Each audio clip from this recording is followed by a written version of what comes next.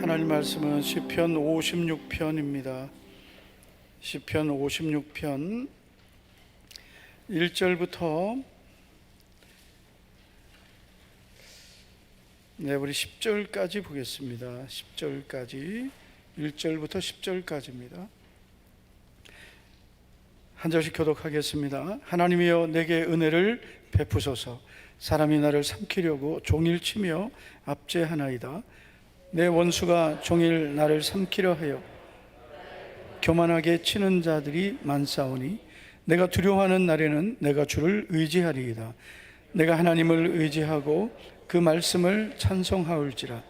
내가 하나님을 의지하였은즉 두려워하지 아니하리니 혈육을 가진 사람이 내게 어찌하리이까. 그들이 종일 내 말을 곡해하며 나를 치는 그들의 모든 생각은 사악이라. 그들이 내 생명을 엿보았던 것과 같이 또 모여 숨어 내 발자취를 지켜보나이다. 그들이 악을 행하고야 안전하오리이까.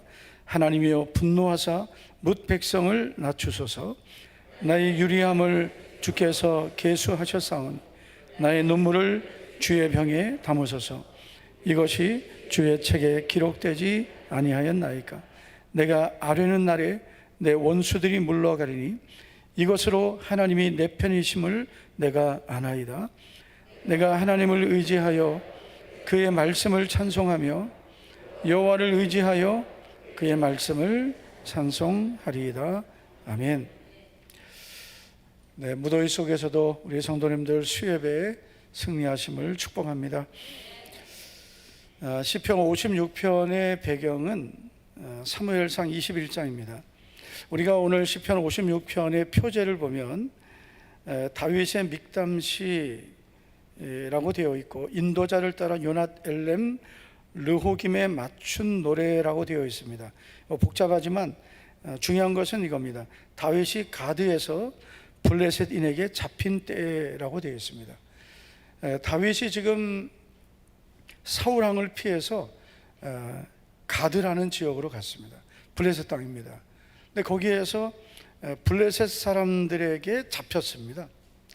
자, 사무엘상 21장을 보면 10절에 그날에 다윗이 사울을 두려워하여 일어나 도망하여 가드왕 아기스에게로 가니, 사울을 피해서 지금 블레셋 땅으로 갔습니다.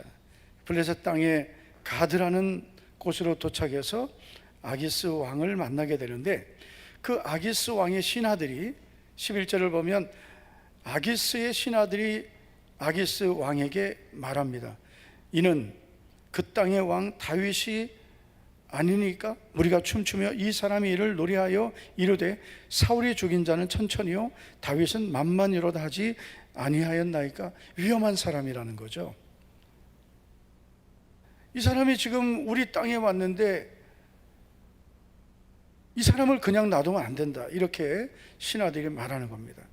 다윗이 12절을 보면 이 말을 그의 마음에 두고 가드왕 아기스를 심히 두려워하게 됩니다.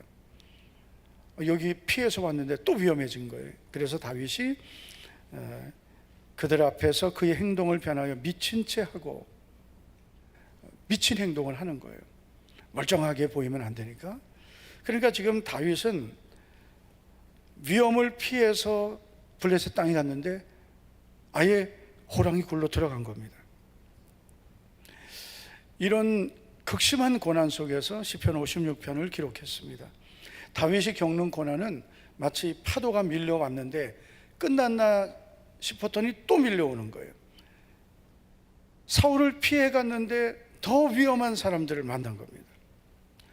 다윗은 누구보다도 믿음으로 살았습니다. 그러나 그에게 찾아온 것은 고난입니다. 우리들이 갖고 있는 질문이기도 합니다. 왜 나에게는 이런 고난이 있을까?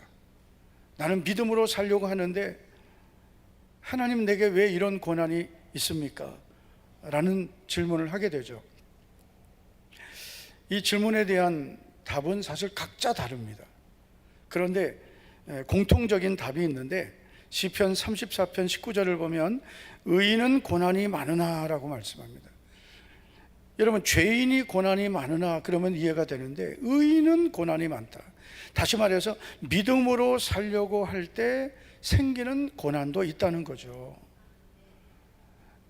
아멘을 한 명만 하시는군요. 네. 믿음으로 살려고 할 때 우리에게 믿음을 지키기 위해서 겪는 고난이 있는 거예요.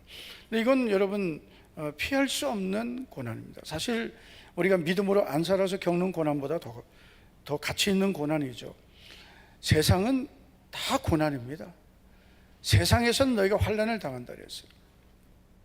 제가 오늘 전도대 보고를 듣다가 너무나 마음이 아픈 보고를 들었어요. 우리 전도대원 중에 최민영 집사님 친구인지 어렸을 때 같은 교회를 다녔다고 들었습니다.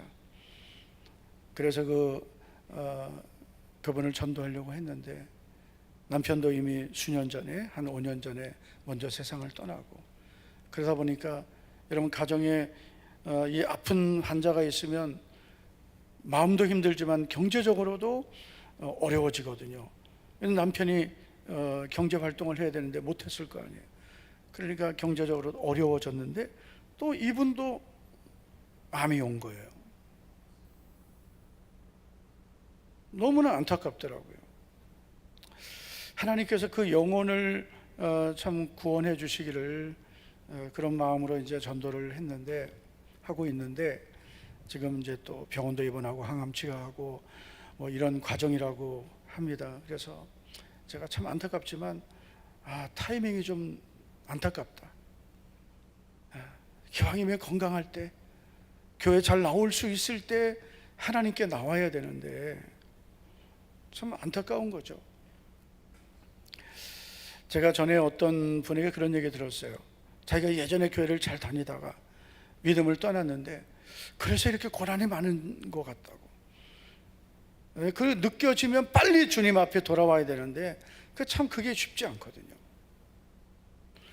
그렇게 믿음을 떠나거나 또는 세상 죄를 따라 살아서 혹시 고난이 왔다면 내가 믿음으로 살지 않아서 죄를 지어서 이렇게 고난이 있나 보다, 그럴 수 있는데, 또 성경은 의인도 고난이 많다고 말씀합니다. 그런데 여러분, 죄인의 고난과 의인의 고난이 다른 점이 있어요. 죄인의 고난은 그 고난 때문에 망하는 고난이지만, 오늘 시편 34편 19절에 보면 의인은 고난이 많으나, 그리고 이렇게 이어지죠. 여호와께서 그의 모든 고난에서 건지시는 도다. 아멘.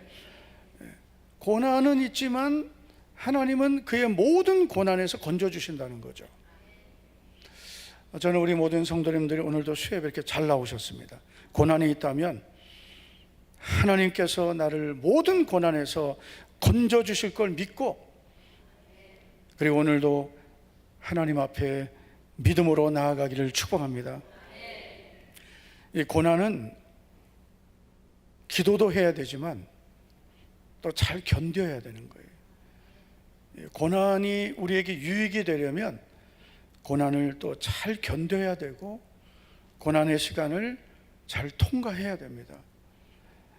그래야 되지, 그걸 무조건 기도만 하고 조급하면 안 돼요. 그 고난을 통해서 우리에게 하나님이 주시는 유익들이 많이 있습니다. 고난이 없으면 우리의 믿음이 조금씩 나태해집니다. 모든 게 잘 되면 하나님을 향해 가졌던 마음이 조금씩 빈틈이 생기기 시작하는 거예요. 성도들 중에 보면 과거에는 신앙생활 정말 잘하고 하나님을 사랑하고 예배를 소중히 여기고 그런 분들이 있어요. 그런데 어느 날부터 그 마음이 흐트러지고 예배가 무너지고 주일 성수가 무너지고 그리고 기도가 무너지고 막 이런 분들을 보면, 물론 환경이 바쁘고 여러 가지 사정 때문에 그러는 경우도 있어요. 그런데 여러분, 교회 처음 나온 초신자들하고 이미 하나님의 은혜를 경험하고 하나님께서 주신 그 정말 뜨거운 사랑을 경험한 사람은 다른 거예요. 신앙생활을, 믿음의 삶을 똑같이 살면 안 되는 겁니다. 이제 교회 처음 나온 새가족들이 신앙생활 하는 그 모습하고 이미 은혜를 경험하고 하나님께서 나를 그 모든 고난에서 건져주신 은혜를, 나 같은 죄인을 구원해 주신 은혜를 경험한 성도의 그 믿음은 달라야 되는 거예요. 그런데 그렇게 은혜를 다 받고도, 그래서 하나님, 저는 이제 오직 주님만 위해 살겠습니다, 뭐 시키지 않아도 정말 저 주를 위해 살겠습니다, 저는 사나 죽으나 주의 것입니다, 뭐 별의별 고백을 다 하죠.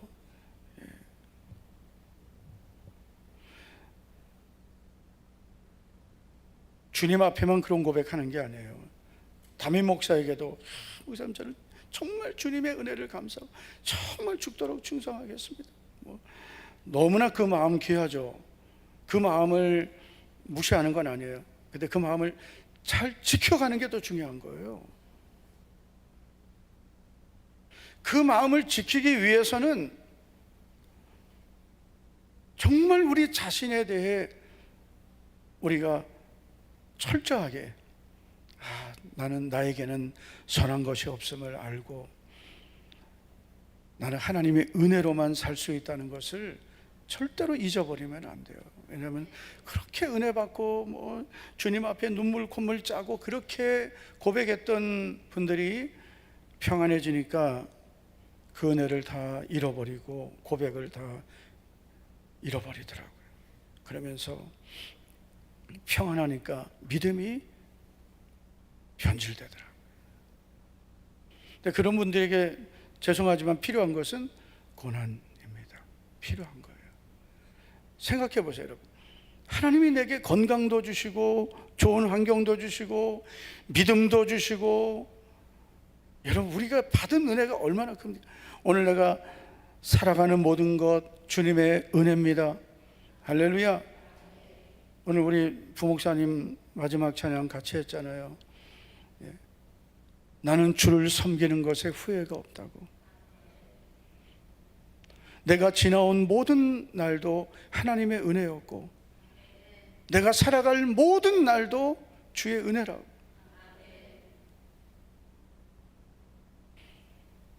그 은혜를 잃어버리면, 그 은혜를 잊어버리면 문제가 생기는 거예요.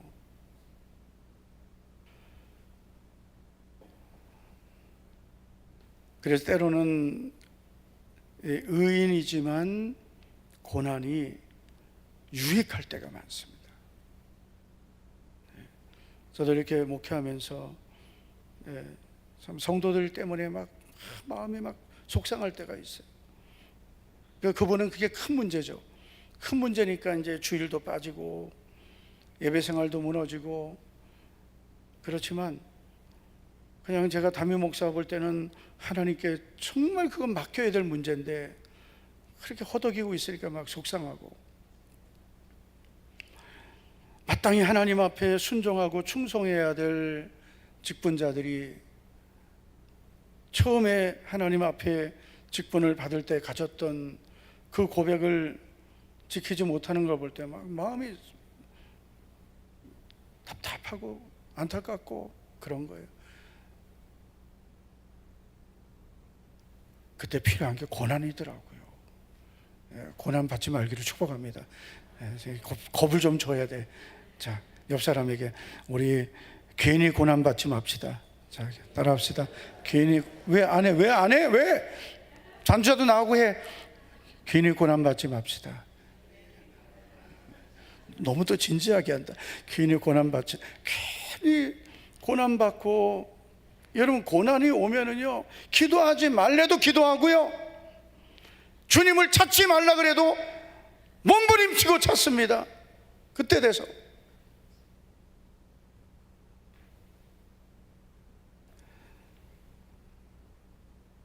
우리가 예수님을 믿을 때 처음에는 참 이 고난도 필요해요. 그래야 우리가 다른 게 안 보이거든요. 그런데 이제 예수님 믿고 은혜 받고 하나님 앞에 우리의 믿음을 딱 정한 다음에는 웬만하면 고난이 없어야 돼요. 작은 문제들은 끊임없이 생길 수 있지만 우리의 인생에 큰 큰 문제가 되는 고난은 없어야 돼요. 큰 고난, 질병, 사고, 경제적인 큰 손실, 이런 일들은 없어야 되는 겁니다. 그냥 우리 가다가 잔잔한 문제들은 또 우리가 또 주님을 더 바라보는 기회가 될 수 있지만, 큰 문제, 큰 고난, 환난은 우리의 인생을 완전히 무너지게 할 수 있단 말이에요.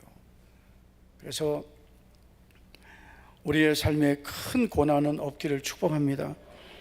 그리고 믿음으로 살면서 고난이 우리에게 왔다면 오늘 다윗이 가졌던 이 믿음을 우리들도 사용하기를 축복합니다.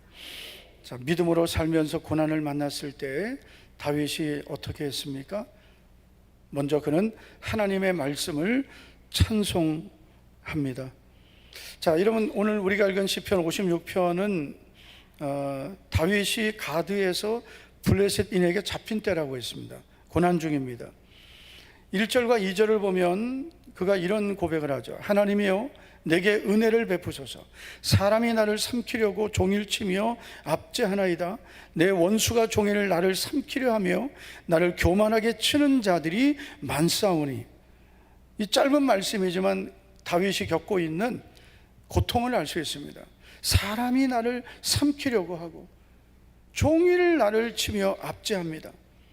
내 원수가 종일 나를 삼키려 하며 나를 교만하게 치는 자들이 많습니다라고 합니다. 5절과 6절을 보면 그들이 종일 내 말을 곡해하며 나를 치는 그들의 모든 생각은 사악이라. 그들이 내 생명을 엿보았던 것과 같이 또 모여 숨어 내 발자취를 지켜보나이다.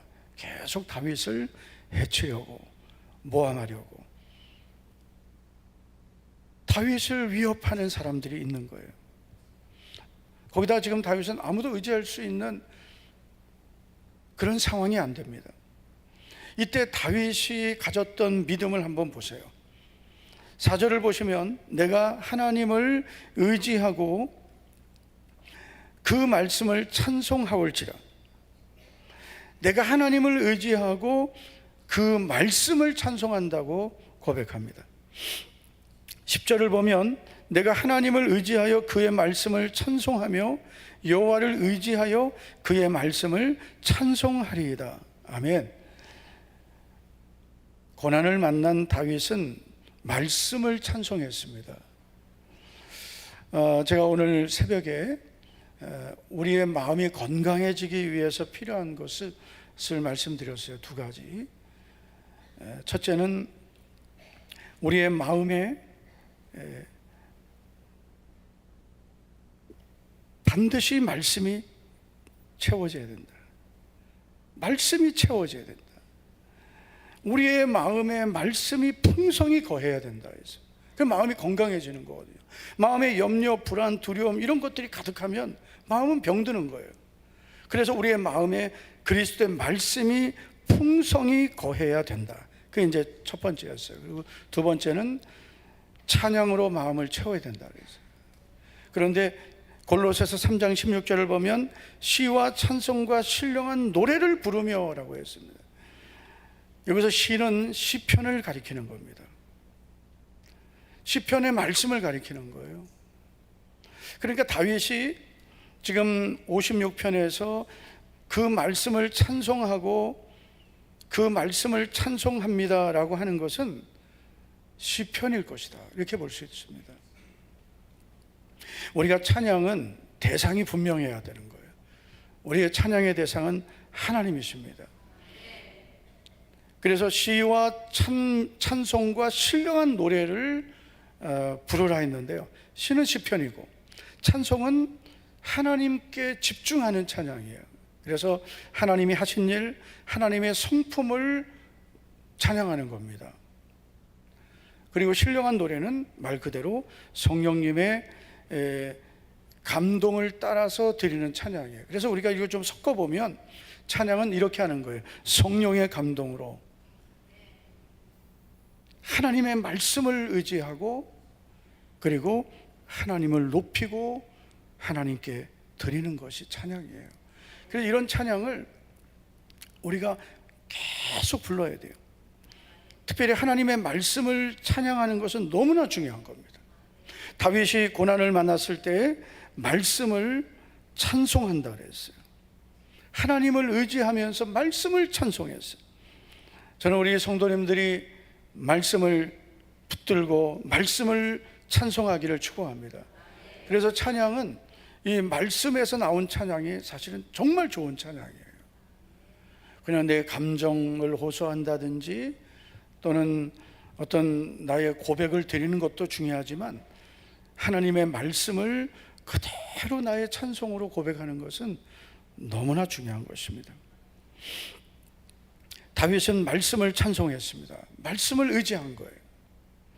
변하지 않는 하나님의 말씀을 나의 믿음으로 고백한 것입니다. 여러분, 우리 성도님들이 어떤 어려운 상황을 만나고 답답한 일을 겪을 때 사람을 봐도 믿었던 사람이 내가 어려우면 내 곁에 별로 없어요. 사람은 언제든지 변할 수 있는 가능성이 있는 거예요. 안 변하는 사람도 물론 있습니다. 그러나 내가 알고 있는 내 주변에 있는 사람들 중에 내가 어떤 모습이 돼도 변하지 않을 사람은 얼마나 될까요? 다 나와의 관계 속에서 얼마든지 변할 수 있는 게 사람 관계거든요. 갑자기 서글퍼지네.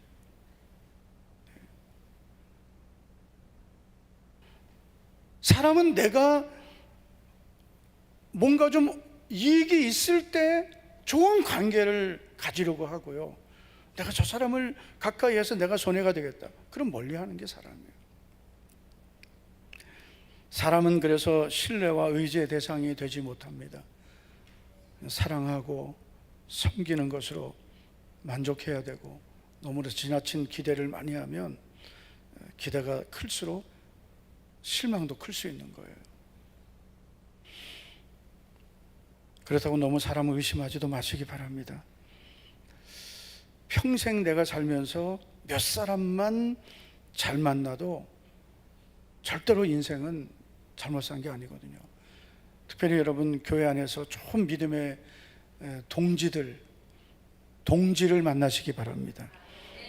정말 나를 위해서 뼈아픈 말도 해줄 수 있는 그런 믿음의 동지를 만나야 돼요. 좋은 일만 좋은 게 아니고요. 정말 내 영혼을 생각하는 사람을 만날 수 있으면 정말 그건 복된 사람입니다. 내가 여러분 잘못됐을 때 말해줄 수 있어야 되잖아요. 그렇잖아요. 요즘은 성도들 권면, 때로는 이 권면을 좀 넘어서서 책망 이런 거는 절대로 안 들으려고 하거든요. 다 내가 알아서 하면 되지. 뭐 너무 지나치게 참견하면 다른 교회 간다. 그 자기 영혼을 함부로 대하는 거예요. 자기 영혼을 자기가 사랑해야 되죠. 그럼 내가 믿음으로 잘못되어 있을 때 내가 못 보는 게 있잖아요. 그러면 하나님 말씀으로 내가 잘 보고 회개하면 되는데 그걸 내가 못 볼 때는 계속 그렇게 사는 거거든요. 누군가가 깨우쳐 주든지 교훈하든지 책망하든지 해야 그래야 그 바뀔 수 있고 하나님 앞에 바르게 설 수 있단 말이에요.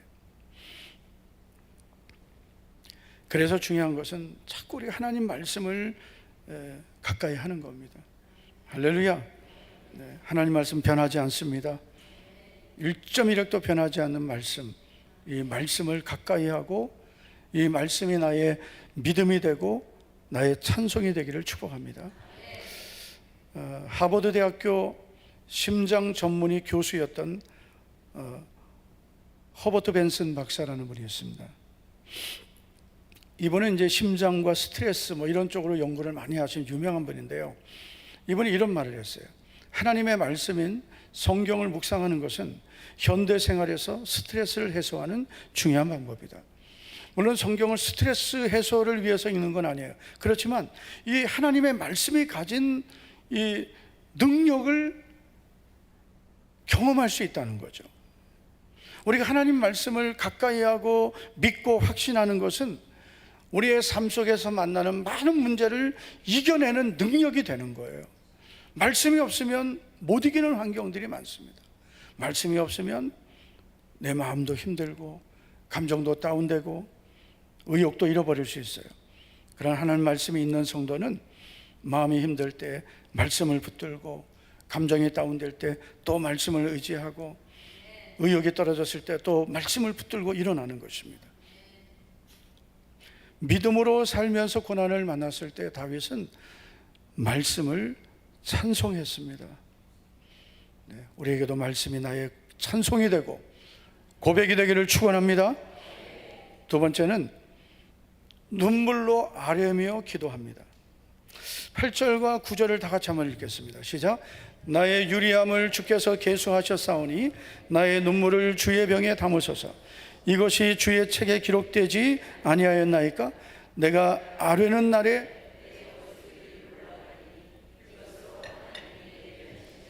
내가 아나이다. 아멘. 자, 다윗은 지금 두 가지 기도를 하고 있는 겁니다. 첫째는 눈물의 기도. 나의 눈물을 주의 병에 담으소서. 눈물을 흘리며 기도하는 거예요. 두 번째는 아뢰는 기도입니다. 이 아뢰다는 것은 외치다 부르짖다라는 뜻입니다. 그러니까 다윗은 지금 통곡하며 눈물로 기도하고 있습니다. 그 이유가 무엇입니까? 8절을 보면 나의 유리함을 주께서 계수하셨사오니, 다윗이 지금 쫓겨다니는 것을 주님이 다 아시오니, 그런 뜻이에요. 나의 눈물, 그동안 흘렸던 나의 눈물을 주의 병에 담으소서. 이것이 주의 책에 기록되지 아니하였나이까? 저는 이 말씀을 처음에 보고요, 성경을 정말 이게 어디에 있나 너무 궁금했어요. 그런데 대부분의 성경학자들은 다윗이 말한 주의 책을 말라기 3장에 나오는 기념책과 연결합니다. 성경에는 하나님이 우리의 눈물을 병에 담는다는 말씀은 없어요. 다윗이 고백하면서 이것이 주의 책에 기록되지 아니하였나이까, 그렇게 말하는 것입니다. 그래서 다윗이 말한 주의 책은 말라기 3장 16절에 나오는 기념책일 것이다 라고 보는 거예요. 그러니까 우리가 갖고 있는 이 성경은 하나님의 말씀이죠. 그런데 말라기 3장 16절을 보니까 여호와 앞에 있는 기념책에 기록하셨느니라, 기념책이 있단 말이죠. 그래서 우리가 눈물로 하나님께 기도한 것은, 분명한 것은 하나님이 기억하시고 주의 병에 담으시고 그 눈물을 귀하게 여기시는 거예요. 사람이 눈에서 눈물이 나오는 이유가 한 170가지 정도 된답니다. 그러니까 눈물을 흘리는 이유가 한 170여 가지나 된대요. 예를 들어서 이제 슬플 때 울죠. 기뻐도 울죠. 또 언제 웁니까? 열받아도 울죠. 외로워도 울고, 이별할 때도 울고, 하품할 때도 울고. 하품할 때 눈물이 나오잖아요. 또 언제요? 양파 까다가도 눈물 나오고. 어쨌든 눈물이 나오는 여러 가지 이유 중에 170여 가지나 된대요. 화가 나도 울고 눈물이 나오고, 두려움이 있을 때도 눈물이 나올 수 있고요. 감동했을 때 눈물이 나오죠. 사랑받고 있다는 것을 느낄 때 눈물이 나오죠. 예상하지 않았던 은혜를 받을 때도 눈물이 나오고, 눈물이 나오는 이유가 170여 가지나 되는데, 눈물이 지금 안 나오는 분들은 문제가 많은 분들이에요. 감동을 잘 안 받는다는 거거든요. 하나님은 아무 눈물이나 보시는 것은 아닙니다. 하나님 보시는 눈물, 하나님이 기억하시는 눈물은 회개의 눈물, 기도의 눈물, 감사의 눈물, 이런 우리의 믿음이 담긴 눈물입니다.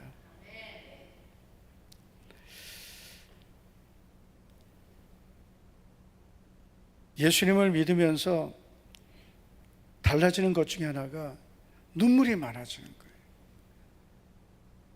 성경에 보면 믿음의 사람들은 이 눈물의 사람들이 많았습니다. 예를 들어 욥기 16장 20절을 보시면 내 눈은 하나님을 향하여 눈물을 흘리니라고 욥이 고백합니다. 내 눈은 하나님을 향하여 눈물을 흘립니다. 예레미야 선지자도 눈물을 많이 흘린 선지자입니다. 예레미야가 1장 1절 2절을 보면 슬프다 이성이여 전에는 사람들이 많더니 이제는 어찌 그리 적막하게 앉았는고 밤에는 슬피 우니 눈물이 뺨에 흐름이요. 애가가 슬픈 노래잖아요. 눈물의 노래입니다. 히스기야 왕도 눈물로 기도해서 하나님이 살려주셨습니다. 이사야 38장 3절을 보면 마지막 부분에 히스기야가 심히 통곡하니라고 말씀합니다. 그래서 나는 원래 눈물이 없습니다 하지 마시고 어떻게 해서든지 눈물을 만드시기 바랍니다. 이 절박하면 눈물이 나오는 거예요. 절박하지 않으니까 눈물이 안 나오는 거예요. 우리 코로나 때 얼마나 울었습니까? 저는 그렇게 내가 눈물이 많은 줄 몰랐어요. 매일 울었어요. 매일 새벽마다. 하나님 그때 주신 말씀이 몸은 죽여도 영혼은 죽이지 못하는 자를 두려워하지 말고 몸과 영혼을 능히 지옥에서 멸할 자를 두려워하라. 하나님을 더 두려워하라. 그런데 현실은 너무나 두려운 거예요. 그렇게 눈물이 많이 나오더라고요. 그리고 처음 예수님 믿고 신앙생활 할 때 그때는 더 나왔죠. 그때 그 눈물이 얼마나 그 눈물이 하나님께 그렇게 쏟아지는지 참 은혜의 눈물이라고 생각합니다. 예수님도 눈물의 기도하셨습니다. 히브리서 5장 7절을 보시면 그는 육체에 계실 때 자기를 죽음에서 능히 구원하실 이에게 심한 통곡과 눈물로 간구와 소원을 올렸다고 말씀합니다. 그래서 우리가 가장 많이 흘려야 될 눈물은 기도의 눈물입니다.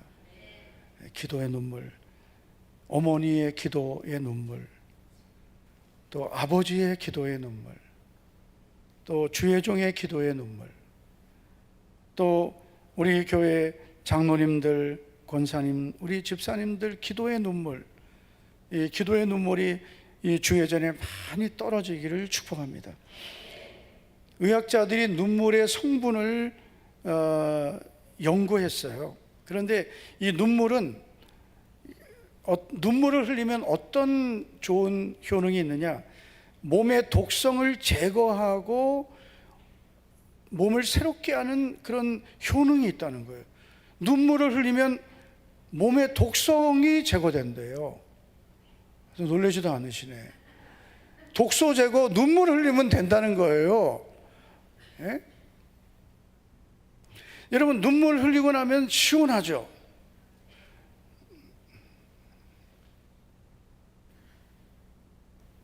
장로님들 많이 우시기를 축복합니다. 정한되면은 꼬집어서라도 우십시오. 그런데 이게 이제 저도 오늘 말씀을 준비하면서 재밌는 걸 봤어요. 그게 뭐냐면은 미국 미네소타주에 있는 세인트 폴 메디컬 센터라는 곳에서 연구를 했는데 눈물에는 로이신 인케팔린이라는 성분이 있대요. 근데 이게 진통을 가라앉히는 효능이 있는 엔돌핀과 같은 거랍니다. 눈물을 흘리면 그 눈물에는 그 진통을 가라앉히는 효능이 있는 성분이 들어있다는 거예요. 그런데 양파 껍질을 벗기면서 눈물을 흘릴 수 있잖아요. 거기에는 없대요. 감정이 들어간 눈물에만 이 성분이 있다고 합니다. 그래서 그러고 보니까 이게 맞는 것 같아요. 왜냐? 남자보다 평균 수명이 여자들이 한 7살 정도 더 많습니다. 근데 왜 그러냐면 여자들이 감정 표현도 잘하고 감정을 쏟아서 잘 울어요. 감정이 섞인 눈물이 나에게 너무나 좋은 눈물이라는 거예요.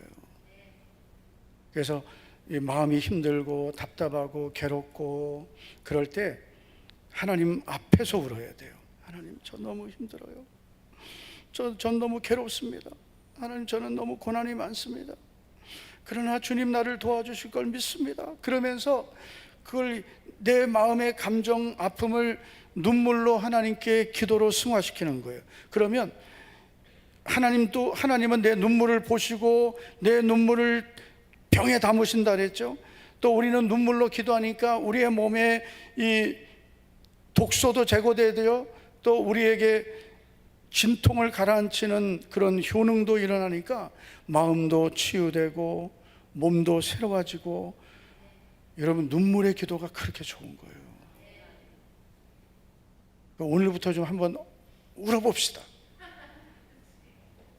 울자니까 왜 또 웃어? 울어봅시다. 예, 오늘은 꼭 눈물을 흘리고 가셔야 돼요. 여러분, 오늘 앉아있는 그 자리에 하여튼 어떻게든 한 방울이라도 흘리고 가세요. 한 방울이라도.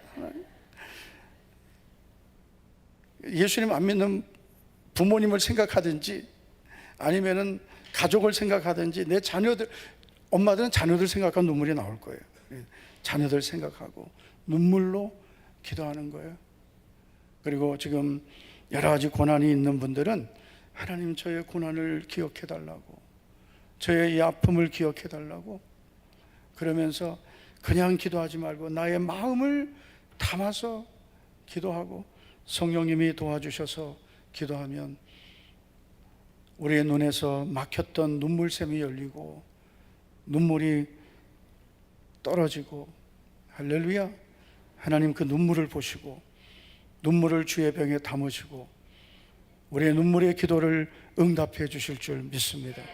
다윗은 말씀을 찬송하며 하나님 의지했고요, 눈물로 아뢰며 부르짖으며 하나님을 의지했습니다. 수협에 나오신 우리 성도님들, 어떤 환경에서도 하나님은 나의 도움 되시고 다윗의 고백처럼 하나님은 내 편이십니다. 하나님은 나의 도움이십니다. 하나님은 나의 능력이 되십니다. 이 믿음으로 오늘도 승리하시기를 축복합니다. 하나님 아버지, 감사를 드립니다. 오늘도 수요 예배 믿음으로 나온 우리 성도들에게 주님 은혜 베풀어 주시옵소서. 특별히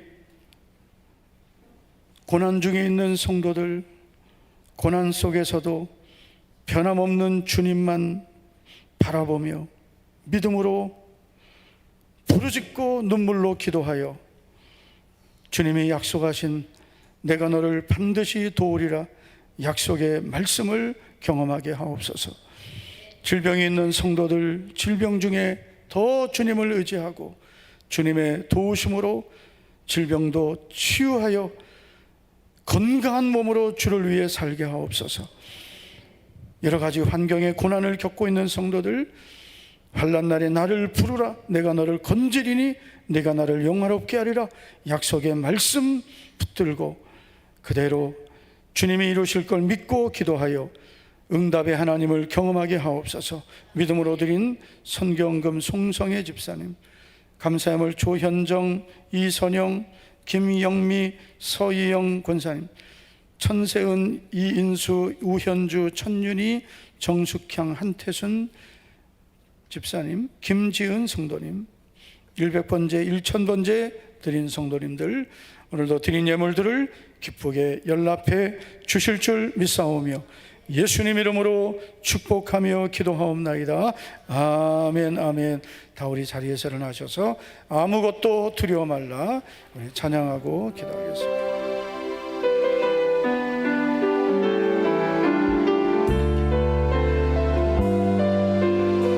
주님은 나의 산성이심을 고백합시다. 주님은 나의 산성, 주님은 나의 요새, 주님은 나의 소망,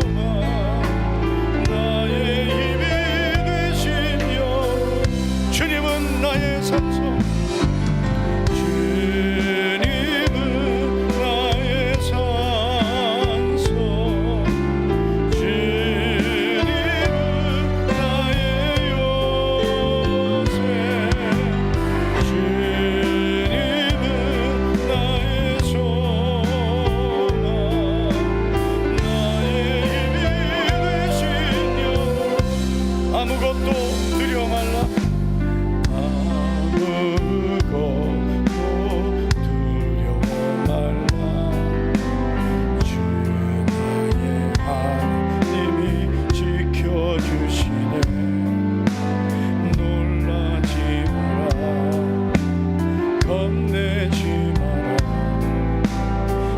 주님 나를 지켜주시네.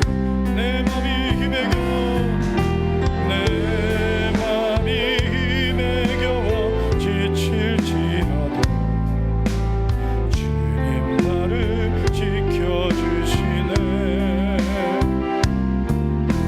세상의 험한 과 몰아칠 때도 주님 나를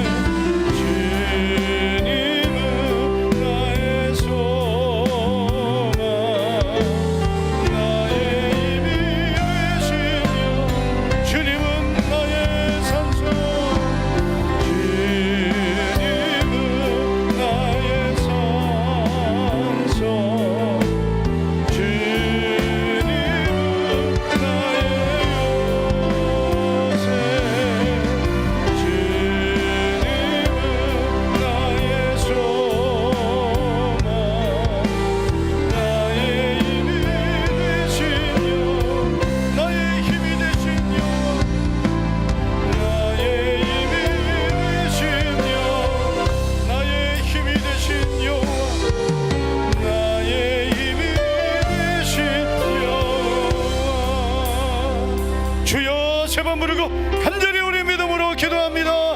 주여